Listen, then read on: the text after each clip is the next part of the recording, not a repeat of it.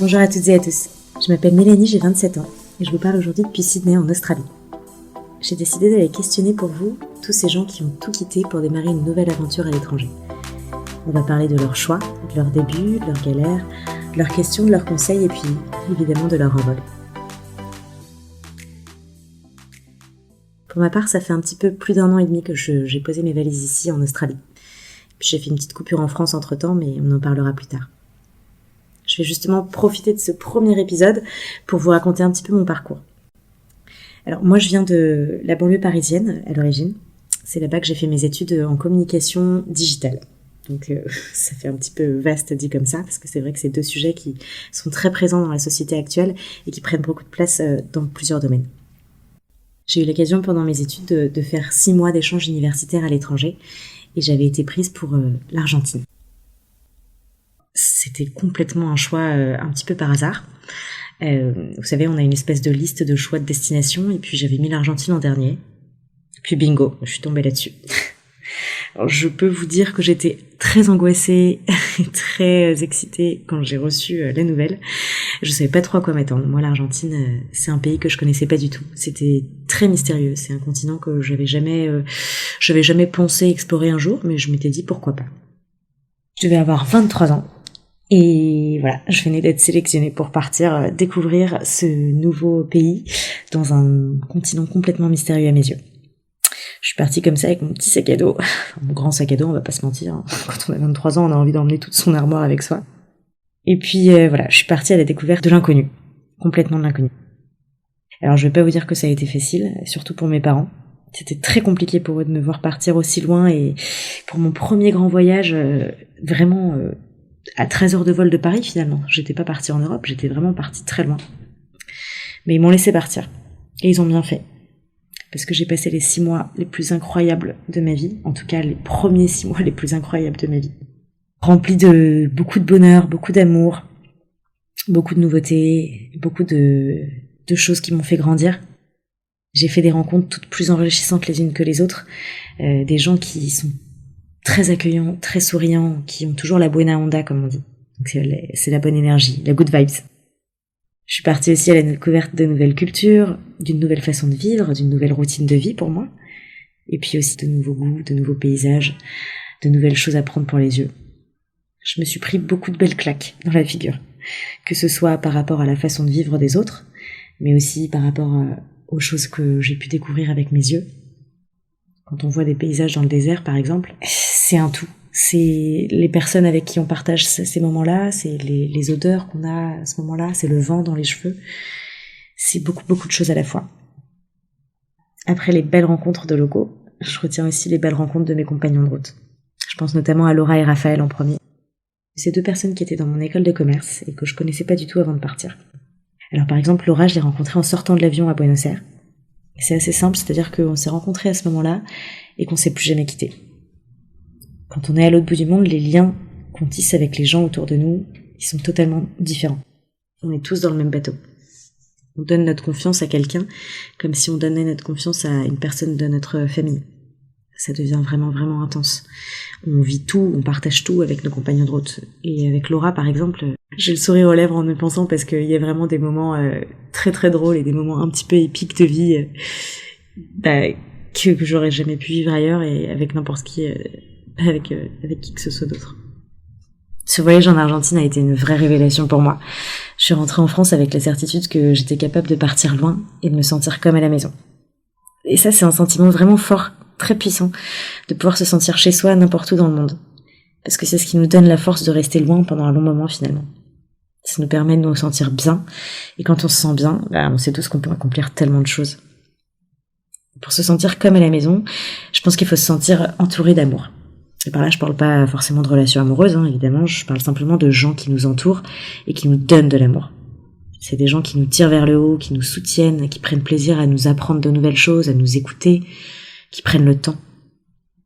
Je pense aussi à l'amour qu'on peut recevoir de nos proches, qui sont loin de nous, mais qui nous envoient de bonnes ondes, qui nous écrivent des messages, qui nous disent « Oh, purée, je suis super fière de ce que tu fais, je vois toutes tes photos, ça me fait plaisir de te voir autant heureuse. » Ça fait chaud au cœur.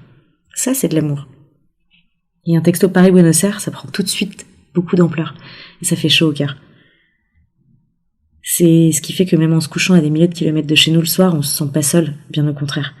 On se couche avec le cœur rassuré et rempli d'amour. Et ça, c'est pour moi la définition d'un beau voyage. De pouvoir se sentir à la maison, même super loin de la maison. Évidemment, je vais pas vous dire que c'était facile tous les jours, hein. Il y en a eu des coups de blues, il y en a eu pas mal d'ailleurs.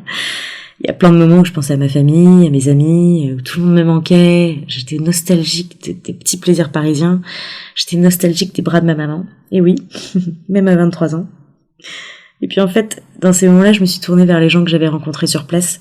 Et les gens qui comprennent ce sentiment parce que ils partagent le même. J'étais en colocation avec mon amie Laura, du coup. Et puis j'avais d'autres colocs qui venaient des 4 coins du monde. Et dans ce genre de contexte, on est un peu tous dans le même bateau. Parce qu'on partage tous les mêmes choses. Alors forcément, on crée des liens très forts et on devient comme une grande famille. C'est ça qui est fort. J'ai dit le mot fort très très souvent dans ce début de podcast, mais parce que j'ai des sentiments très forts qui me viennent dans le cœur en même temps que je vous parle. Mais c'était beau, le fait d'être à l'autre bout du monde avec des gens qu'on ne connaissait absolument pas, de différents horizons, totalement tous, complètement différents les uns des autres, qu'on vient de rencontrer et qui deviennent nos repères en fait. Ce voyage, il m'a apporté énormément et bien plus que je n'aurais jamais pu imaginer avant de partir. Je pourrais vous en raconter encore des tonnes et des tonnes sur le sujet, mais ce sera peut-être pour une autre fois. Je suis rentrée de Buenos Aires avec l'impression d'avoir changé, d'avoir grandi, et surtout avec la certitude que j'allais repartir loin un jour. Je ne savais pas quand, ni où, mais je savais que c'était certain, parce que ça m'avait rendu tellement riche de l'intérieur que je voulais absolument recommencer. Quand je suis rentrée, j'ai repris mon quotidien en France, j'ai repris ma petite routine, ça se reprend assez facilement d'ailleurs, parce qu'en fait rien n'a changé autour de vous. La seule chose qui a changé, c'est vous. Donc j'ai repris mes habitudes, mais avec une nouvelle moi. J'ai fait les choses avec de nouvelles approches, d'une autre manière. Je pensais différemment. Donc je faisais la même chose, mais avec un petit truc en plus. Et j'étais aussi différente dans mes choix et dans mes prises de décision. Et puis environ 4 ans après tout ça, j'avais terminé mes études, je travaillais depuis un petit moment dans une agence de communication, qui me plaisait beaucoup d'ailleurs. J'avais des collègues super, j'avais tous mes amis autour de moi, j'avais une vie géniale, bien remplie, je vivais à 100 à l'heure comme j'aime le faire. J'étais vraiment très bien, j'avais un quotidien qui me plaisait. Mais j'avais quand même au fond de moi une impression de quelque chose qui me manquait. Il y avait un petit truc qui avait envie une petite flamme qui avait envie de s'éveiller. Je savais pas trop quoi. J'avais vraiment envie de changement et je sais que j'avais envie d'un nouveau challenge. Et c'est dans ces moments-là que parfois il y a des éléments extérieurs qui peuvent vous ouvrir les yeux et vous donner le déclic.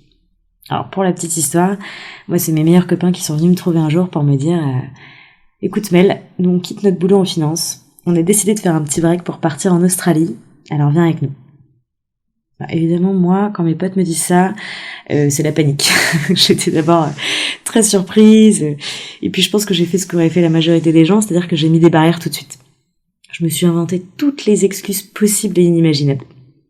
J'étais là, non mais oulala, mais attendez, moi je peux pas quitter mon boulot comme ça, et puis je peux pas partir comme ça avec, j'ai rien de prêt, je suis pas prête, et puis qu'est-ce que je vais faire de mon scooter, et puis je peux pas résilier mon abonnement à la gym. Enfin voilà, je pense que j'ai mis toutes les excuses sur la table et que j'étais complètement fermée.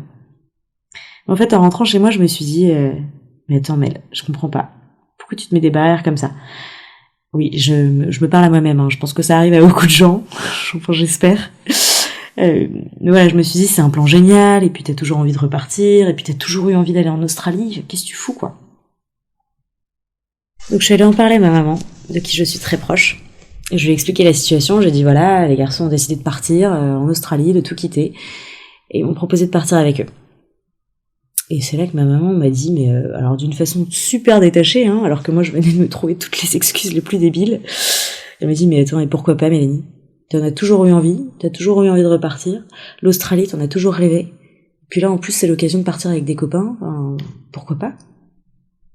Alors c'est dans ces moments-là que tout a basculé pour moi.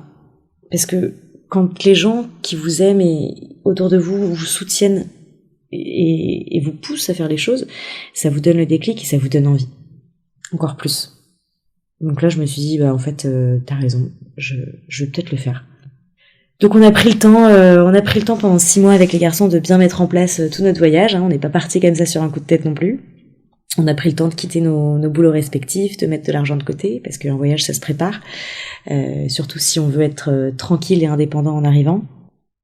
C'est aussi une période où du coup on décrit notre choix à nos copains, à notre entourage, que forcément on a plein de questions qui nous viennent, que les gens comprennent pas toujours, ou alors ils sont super fiers, ou alors ils nous disent non mais vous allez jamais le faire les gars, vous allez jamais y arriver, vous allez jamais franchir le pas, et puis il y a plein de choses comme ça qui viennent, pas forcément que des bonnes ondes, il y a beaucoup d'ondes négatives, ce que je ne juge pas, puisque je pense que tout le monde peut avoir peur pour de voir partir quelqu'un qu'on aime.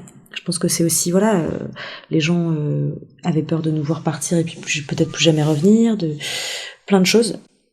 Et puis on avait aussi des gens qui étaient à fond et qui avaient qu'une envie, c'était de découvrir ce voyage à travers nos yeux finalement. Moi je me souviens de toutes mes copines qui avaient qu'une envie, c'était que je retourne faire un grand voyage comme celui que j'avais fait en Argentine pour rentrer encore plus grandi et encore plus enrichi de l'intérieur. Donc ça fait forcément chaud au cœur. Quand les gens qui sont autour de nous nous soutiennent et nous poussent, on a encore plus envie de prendre notre envol et on se sent pousser des ailes. Donc, il y a plein de questions qui se mélangent, mais quand on est sûr de notre choix, il faut le suivre. Donc nous, on était sûrs. On était sûrs à 100% et voilà, jusqu'au bout et jusqu'au dernier moment, on était ensemble et on soutenait et on a pris nos billets ensemble et on a choisi notre arrivée à Bondi Beach. Voilà. Donc on est arrivés tous les 4 ensemble sur cette plage un petit peu connue de Sydney. On a posé nos bagages et je me souviendrai toujours que le premier jour on est tout de suite allé sur la plage et que là on s'est senti libre. On s'est senti libre en fait. On s'est regardé entre nous et puis on s'est dit waouh, on va rester un petit moment je pense. C'est fou parce que c'est un sentiment de liberté un peu indéfinissable. Je me souviens que je ressentais quelque chose comme... c'est comme si j'étais partie en vacances sans vraiment savoir quand est-ce qu'elles allaient se terminer. C'était plein d'émotions nouvelles avec du vide dans le ventre, mais surtout de l'excitation, de la joie, de la peur, l'envie de tout découvrir tout de suite, l'envie de rencontrer tout de suite des gens, l'envie de plein de choses à la fois. Mais il fallait aussi prendre son temps parce qu'on avait 1 an de visa et qu'on allait avoir 1 an pour faire tout ça. Ce grand voyage en Australie, il a duré 1 an. Et il m'a apporté énormément. C'était 1 an de montagne russe émotionnelle, on va dire. C'était 1 an de up and down, comme on dit. 1 an à profiter de tout, en se demandant si on faisait les bons choix. 1 an à se dire qu'on vivait un rêve éveillé. Il y a beaucoup de choses qui nous passent par la tête quand on est loin de chez nous. Il y a beaucoup de questions. Des questions sur soi, des questions sur ce qu'on fait là, des questions sur notre objectif final. Parce qu'on ne sait pas toujours pourquoi on est là. On sait souvent pourquoi on part, ce qu'on quitte, ce qu'on fuit, et on sait pas toujours ce qu'on va trouver dans un voyage. Le mieux, c'est de partir sans trop d'attente, pour pouvoir être aux aguets et découvrir toutes les petites choses simples avec des yeux d'enfant.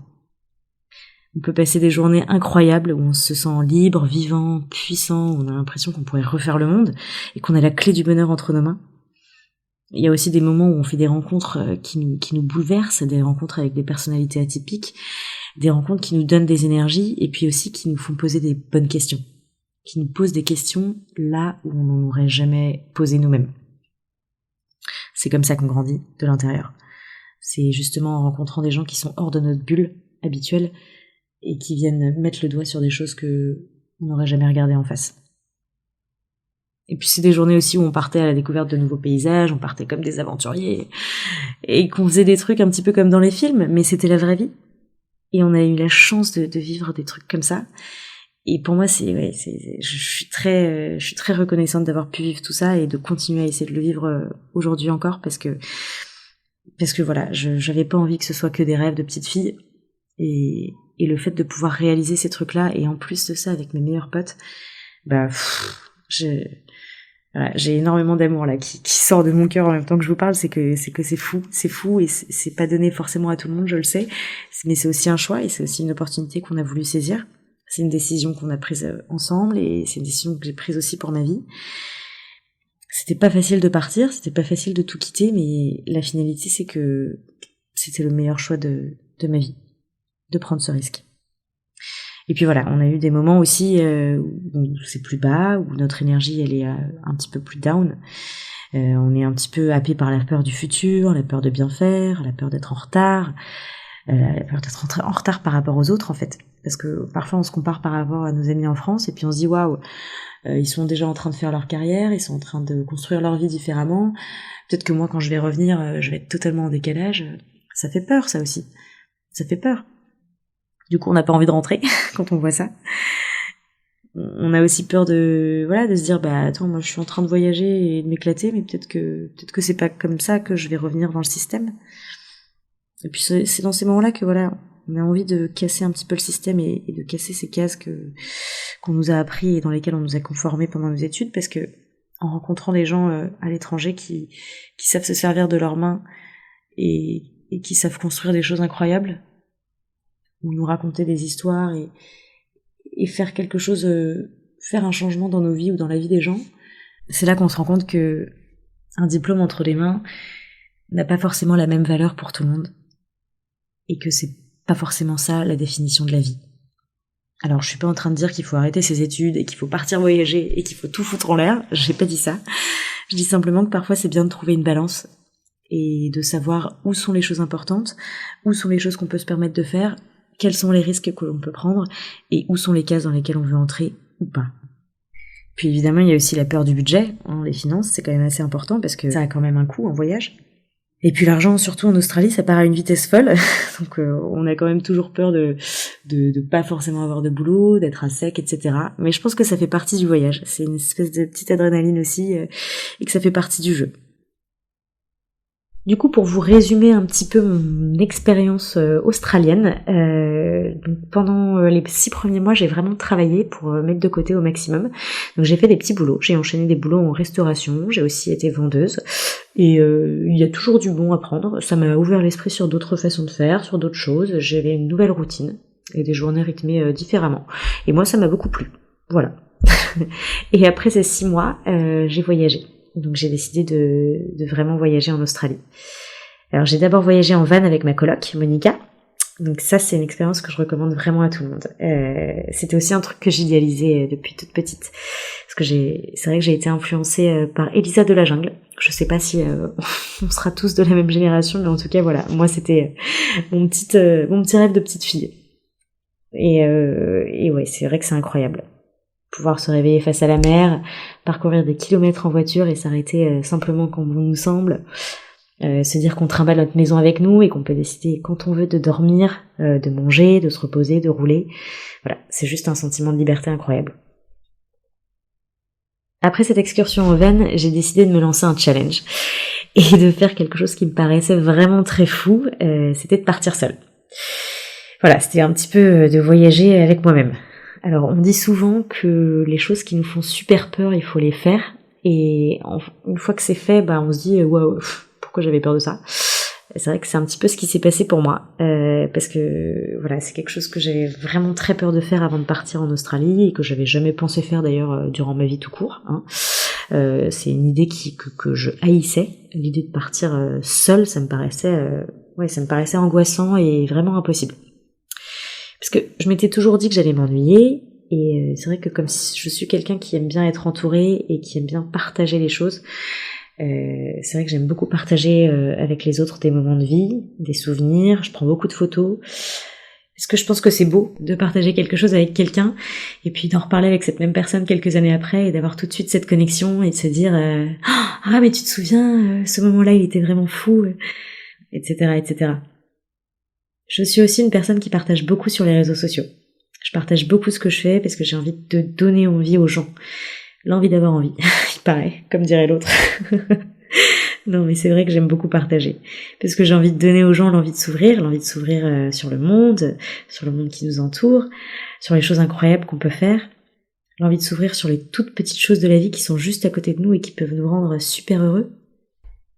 Et comme j'ai vraiment ce tempérament depuis toujours, ça me paraissait impossible de partir toute seule et de me dire je vais être super égoïste, je vais prendre tout pour moi et puis je vais pas partager, puis je vais partager ça qu'avec moi-même et puis c'est super nul quoi. Voilà, qu'on se le dise clairement, je me suis dit que j'allais vraiment m'ennuyer et que ça allait pas du tout être quelque chose qui était fait pour moi. Bon, du coup ça vous étonnera pas que je vous dise que c'est tout le contraire qui s'est produit. J'ai voyagé toute seule sur la côte est de l'Australie. Donc en fait, c'est assez facile de voyager seul en Australie, même si qu'on soit une fille ou un mec, c'est pareil, hein, c'est très facile. J'ai pu acheter un ticket de bus qui était valable pendant 3 mois, et ce ticket il me permettait de remonter sur toute la côte Est et de monter et de descendre du bus quand j'en avais envie, de m'arrêter quand je voulais, où je voulais, etc. C'est simple, c'est la plus belle expérience de ma vie encore. J'ai beaucoup de belles expériences dans ma vie, je crois.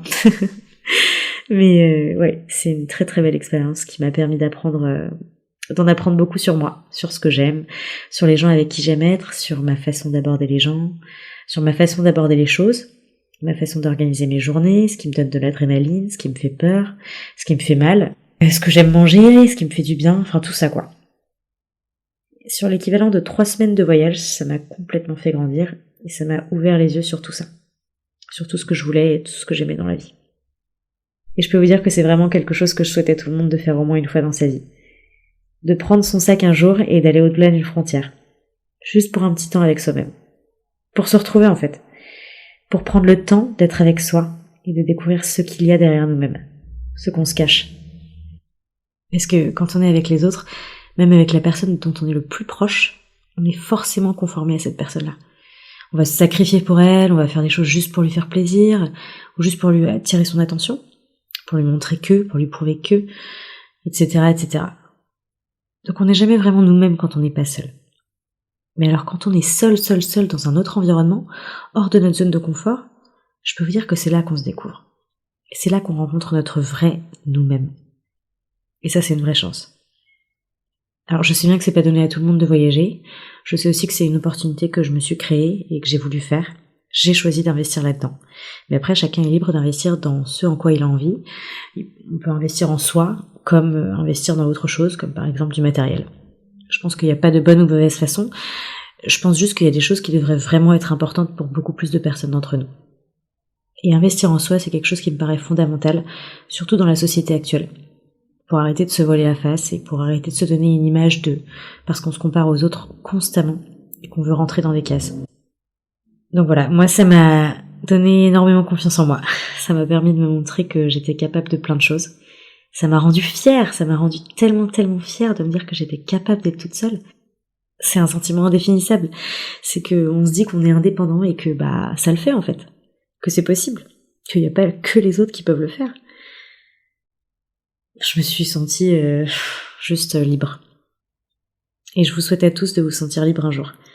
Que ce soit dans le voyage ou autre. Moi, c'est vraiment par le voyage que je me suis sentie libérée. Être une femme libérée. Bon, je vais arrêter de vous faire à chaque fois les musiques références. Mais oui, je suis certaine qu'il y a plein de manières d'avoir ce sentiment-là de liberté.